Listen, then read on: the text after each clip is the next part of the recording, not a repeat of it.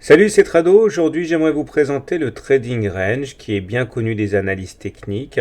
Il s'agit d'une situation où les évolutions des cours vont être comprimées dans une sorte de canal et l'intérêt surtout, c'est de repérer qu'à l'intérieur d'un trading range, eh bien, les évolutions vont être assez aléatoires tout en respectant une partie haute, une borne haute, une borne basse.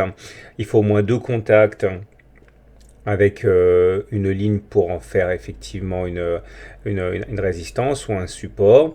Et l'idée, c'est que généralement, une fois qu'on va sortir de ce trading range, eh bien, on va prendre la hauteur de ce trading range qu'on va reporter au-dessus du point de cassure si la sortie se fait par le haut, ce qui va nous donner un objectif, ou reporter en dessous du trading range si la cassure se fait par le bas.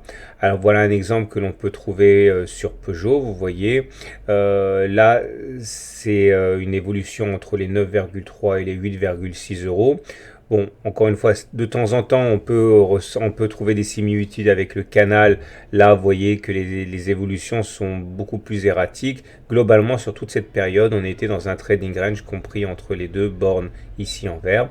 Une fois que ça a eu été cassé, en l'occurrence par le bas, l'objectif était déterminé par le report de la hauteur en dessous du point de cassure et l'objectif a été atteint et même dépassé.